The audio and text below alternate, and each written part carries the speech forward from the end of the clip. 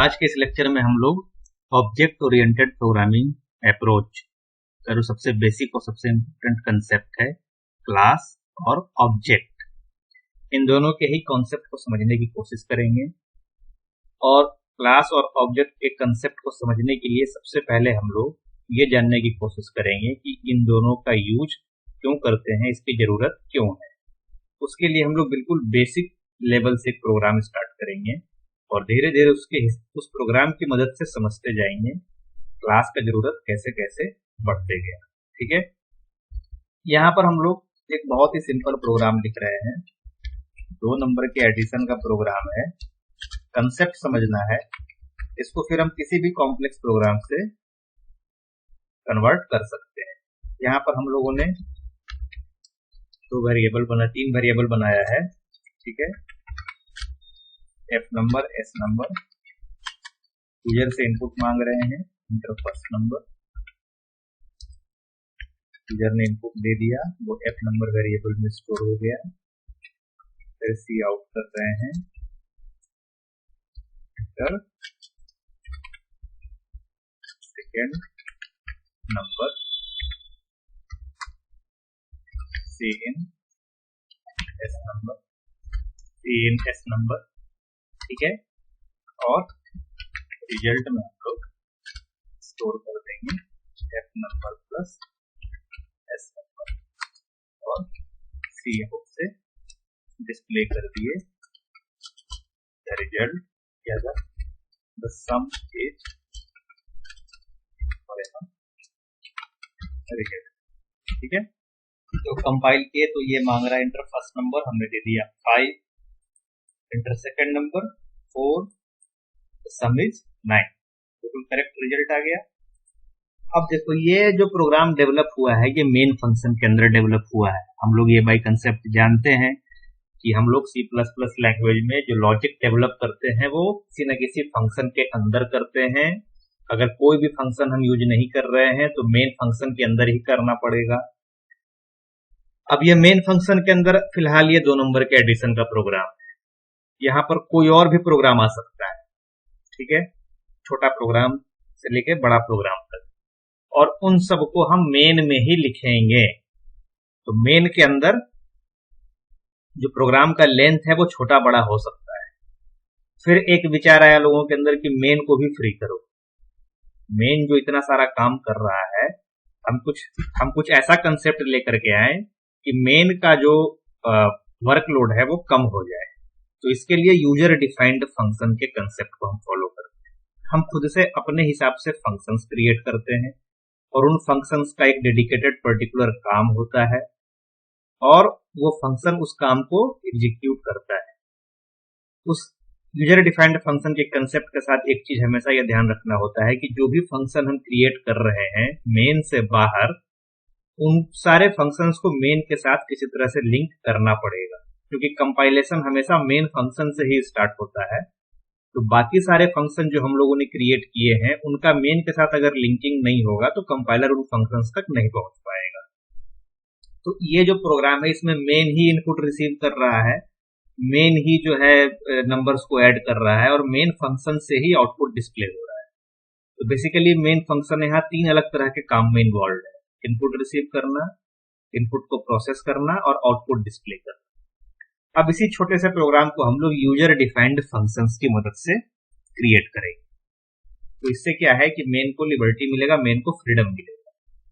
और ये जब यूजर डिफाइंड फंक्शंस की मदद से हम लोग जब कोडिंग करते हैं तो इसको बोलते हैं मॉड्यूलर अप्रोच। यानी यहाँ पर मॉड्यूलर अप्रोच में किसी भी एक टास्क को हम छोटे छोटे मॉड्यूल्स में डिवाइड कर देते हैं और उन मॉड्यूल्स का कोडिंग करते हैं और लास्ट में वो सारा मॉड्यूल्स कनेक्ट होकर एक प्रोग्राम बन जाता है।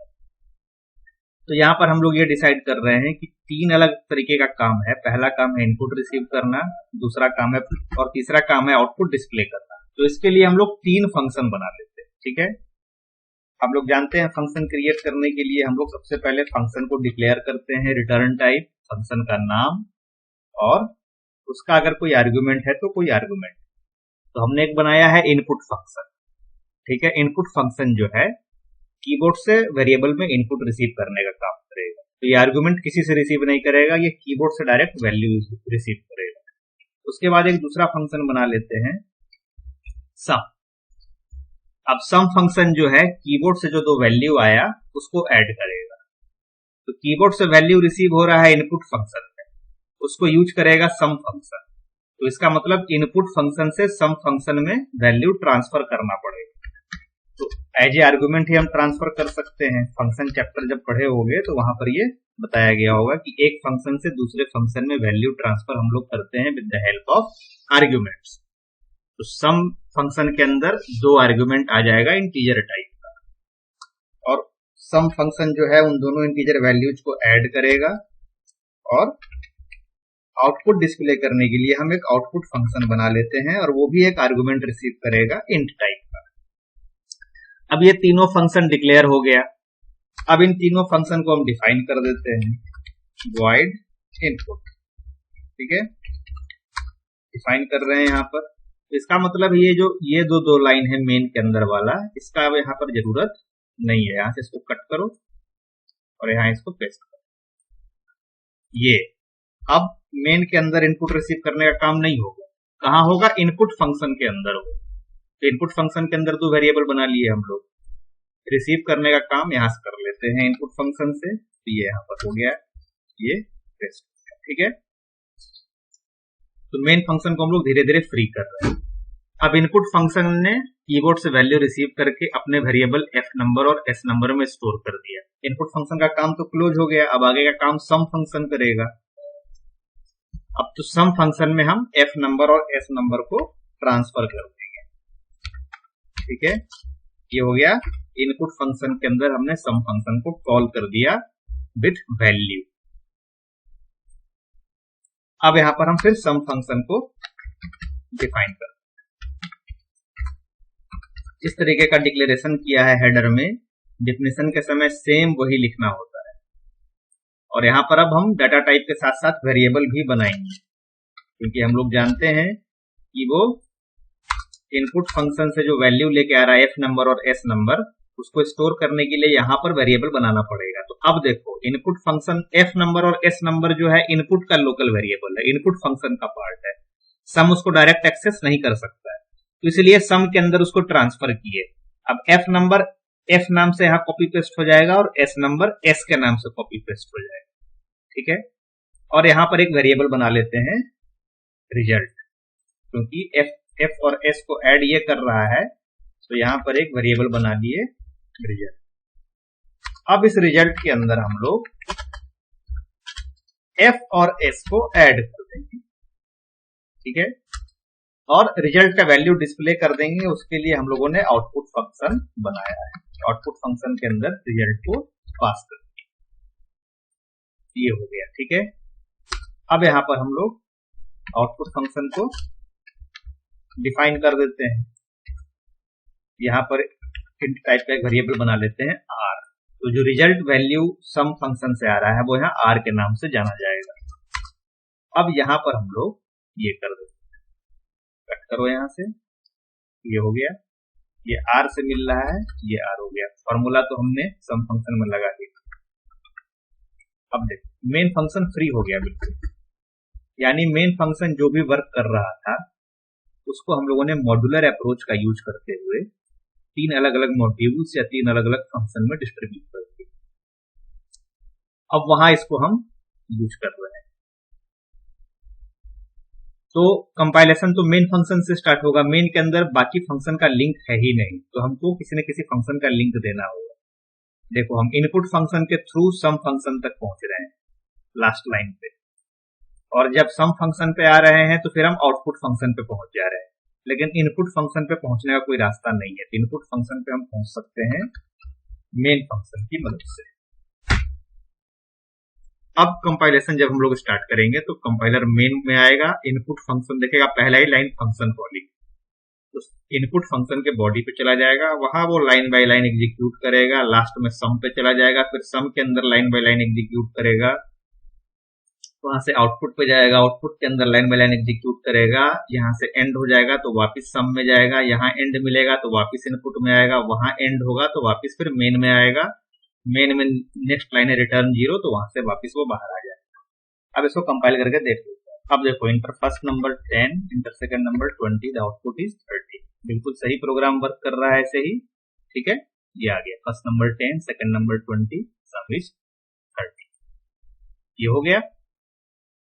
तो मॉड्यूलर अप्रोच की मदद से हम लोगों ने एक चीज तो अचीव कर लिया कि टास्क को डिवाइड कैसे कर सकते हैं, दूसरा मेन फंक्शन को हम फ्री कैसे कर सकते हैं।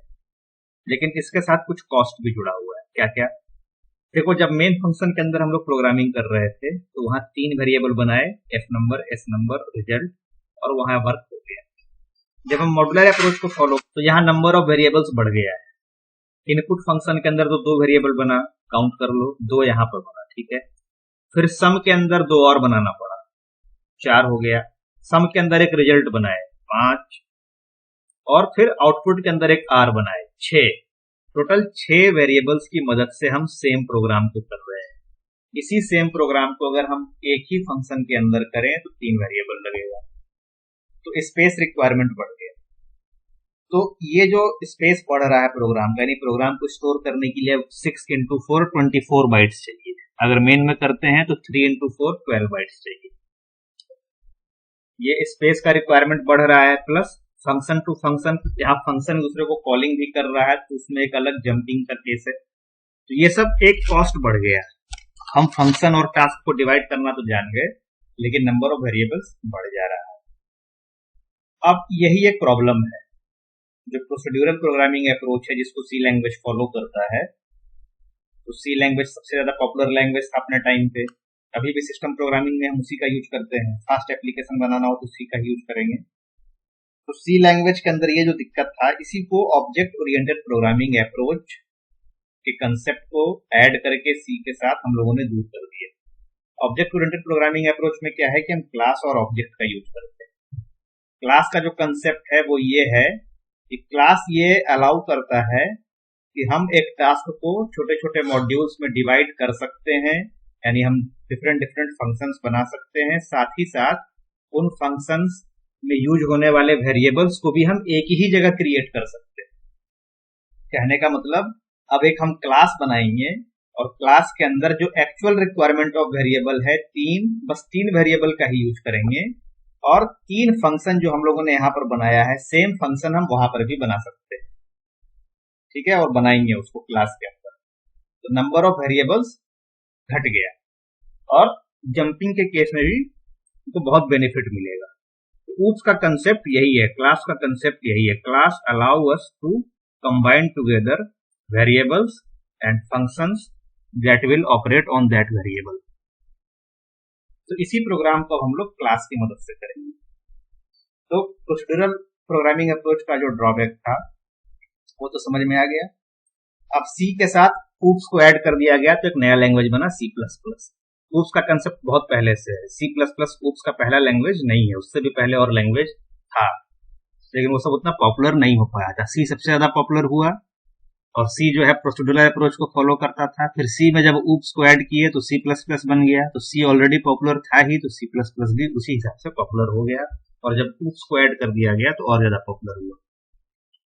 तो अब हम लोग यहाँ पर क्या करेंगे कि इनपुट के अंदर हम लोग एक अलग वेरिएबल बना रहे थे, सम के अंदर अलग वेरिएबल बना रहे हैं, आउटपुट के अंदर अलग वेरिएबल बना रहे हैं। जरूरी है, ऐसा नियम ही है। एक फंक्शन दूसरे फंक्शन के वेरिएबल को एक्सेस कर ही नहीं सकता है, उसको ट्रांसफर करना ही पड़ेगा, और जब ट्रांसफर करेगा तो उसको एक्सेस करने के लिए यहाँ पर दूसरा नाम देना ही पड़ेगा। तो ये सब दिक्कत है। तो इन सब को दूर कर देता है क्लास। तो क्लास में हम लोग क्या करते हैं, सीधे कीवर्ड का यूज करते हैं क्लास, और क्लास का एक नाम दे देते हैं। ठीक है, ऐड, ये बन गया। अब यहाँ पर हम लोग क्लास के साथ यहाँ पर सेमीकोलन का सिंबल आता है लास्ट में, ये है क्लास का ब्लॉक। अब सबसे पहले हम लोग वेरिएबल्स डिक्लेयर करेंगे प्राइवेट मोड में। प्राइवेट मोड का क्या मतलब है और पब्लिक मोड भी आगे यूज करेंगे, ये हम लोग नेक्स्ट लेक्चर में समझेंगे। अभी सिर्फ देख लेते हैं कि क्लास कैसे वर्क करता है। तो प्राइवेट मोड के अंदर हम लोग बनाएंगे वेरिएबल्स। कितना वेरिएबल चाहिए actually? 3, F number, S number और रिजल्ट, ये बन गया। उसके बाद हम लोग पब्लिक मोड में बनाएंगे फंक्शंस जो यूज होने वाला है। वॉइड इनपुट void sum, और फंक्शन के अंदर अब कोई आर्गुमेंट नहीं देना है, ठीक है, कोई फंक्शन, क्योंकि फंक्शन इनपुट भी जो है एफ नंबर एस नंबर में स्टोर करेगा, सम भी जो है एफ नंबर एस नंबर को ऐड करेगा, और जो आउटपुट है वो रिजल्ट से वैल्यू दिखा देगा। और तीनों ही वेरिएबल जो है एक ही क्लास का पार्ट है, ऐड क्लास का, और तीनों फंक्शन भी उसी क्लास का पार्ट है। तो ये सब एक दूसरे को रिकॉग्नाइज कर रहा है, आराम से एक्सेस कर सकता है। ये जो आर्गुमेंट वाला ये सब फंक्शन हम लोग बनाते हैं, ये क्लास का पार्ट बन गया है, तो इस लाइन की जरूरत नहीं।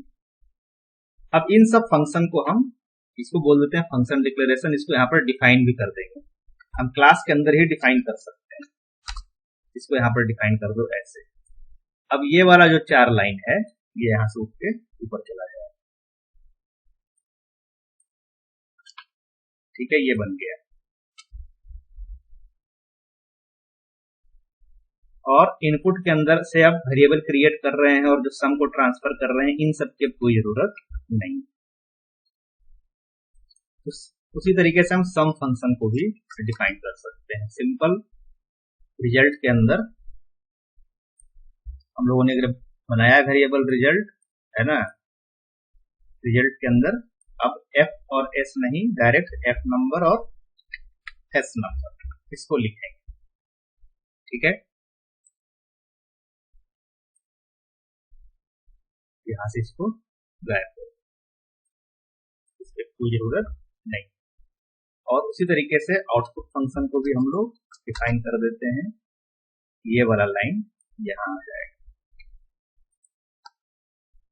और यहां लिख देंगे रिजल्ट, रिजल्ट से स्टोर हुआ है। अब ये आउटपुट फंक्शन की यहां पर कोई जरूरत नहीं, इनपुट यहां से गायब हो। ये बन गया क्लास के हेल्प से प्रोग्राम। इसमें हम लोगों ने क्या किया, एक क्लास बनाया, उसका नाम दिया, प्राइवेट मोड के अंदर वेरिएबल डिक्लेयर किया है और पब्लिक मोड के अंदर फंक्शन। अभी ऐसे ही चलना है, नेक्स्ट लेक्चर में हम लोग प्राइवेट पब्लिक का भी मतलब समझ जाएंगे। जितना एक्चुअल रिक्वायरमेंट ऑफ वेरिएबल है सिर्फ उतना ही बनाना है, और क्लास के जो फंक्शंस हैं वो उन वेरिएबल्स पे इजीली ऑपरेट कर लेंगे। तो unnecessary function to function transfer करने की भी जरूरत नहीं है, और सारा फंक्शन सेम वेरिएबल पे ऑपरेट कर लेगा। तो ये कंसेप्ट है हमारा स्पेस का रिक्वायरमेंट, जितना एक्चुअल था हम वापस उतना ही पे आ गए, साथ ही साथ हम मॉड्यूलर अप्रोच को भी लेके आ गए। तो ये UPS का क्लास के कंसेप्ट का सबसे बड़ा यूज है कि हम टास्क को डिवाइड भी कर ले रहे हैं, और जब डिवाइड कर रहे हैं तो नंबर ऑफ वेरिएबल भी नहीं बढ़ रहा है, वो एज इट इज रह रहा है। ये हो गया। अब इसको हम एग्जीक्यूट कैसे करेंगे, क्लास तो एक डिफरेंट यूनिट है, इसको मेन फंक्शन के साथ लिंक करना पड़ेगा। तो मेन के साथ इसको लिंक करने के लिए उस क्लास का हम ऑब्जेक्ट बनाते हैं। क्लास का नाम जो है वो लिखेंगे ऐड, क्लास का नाम ऐड है, और उसके बाद ऑब्जेक्ट डिक्लेयर करेंगे। ऑब्जेक्ट के लिए भी कोई एक नाम दे देंगे A1, ठीक है ना। तो ये ऑब्जेक्ट क्रिएट हो गया। अब इसी ऑब्जेक्ट की मदद से हम क्लास के मेंबर्स, जो पब्लिक मेंबर्स हैं, पब्लिक में कौन कौन सा मेंबर है क्लास का, 3 फंक्शन है, इनपुट सम और आउटपुट। तो इन तीनों फंक्शंस को हम ऑब्जेक्ट की मदद से कॉल कर सकते हैं, यानी बिना ऑब्जेक्ट बनाए हुए हम क्लास की चीजों को कॉल नहीं कर सकते। तो क्लास का तो अपना इंपॉर्टेंस है ही, उससे भी ज्यादा इंपॉर्टेंस ऑब्जेक्ट का है। क्लास सिर्फ बना के छोड़ देंगे तो कुछ भी एग्जीक्यूट नहीं होगा जब तक उसको हम ऑब्जेक्ट के साथ रिलेट नहीं करते हैं। इसलिए इस कंसेप्ट का नाम ऑब्जेक्ट ओरिएंटेड है, ठीक है। अब सबसे पहले हम ऑर्डर में कॉल करेंगे A1 के साथ इनपुट को, ताकि इनपुट रिसीव हो जाए। उसके बाद A1 ऑब्जेक्ट के साथ डॉट का यूज करना है, डॉट की मदद से हम लोग कॉल करते हैं सम को, ठीक है। और फिर A1 के साथ आउटपुट। 3 मेंबर फंक्शन है, 3 फंक्शन है क्लास के अंदर, तीनों को हमने ऑब्जेक्ट की मदद से कॉल कर दिया। अब इसको कंपाइल कर लो। First number 100, second number 200, result is 3। तो आउटपुट आ गया, फर्स्ट नंबर में 100, सेकंड नंबर 200, सम इज 300। तो एक टास्क को हम लोगों ने UPS के कंसेप्ट से उसको कोडिंग किया उसका, और क्लास का यूज किया जितना रिक्वायर्ड एक्चुअल वेरिएबल्स है वो डिक्लेयर किया और मॉड्यूल्स में डिवाइड किया उनको फंक्शंस में, और ऑब्जेक्ट बना करके फिर उन फंक्शंस को कॉल करके हम प्रोग्राम एग्जीक्यूट कर रहे हैं। तो ये है नीड ऑफ क्लास। क्लास के कंसेप्ट का क्यों जरूरत है, प्रोग्राम में हम इसको कैसे यूज करते हैं। नेक्स्ट लेक्चर में हम लोग क्लास के और बेसिक सारे कंसेप्ट को बहुत अच्छे से डिस्कस करेंगे। ओके।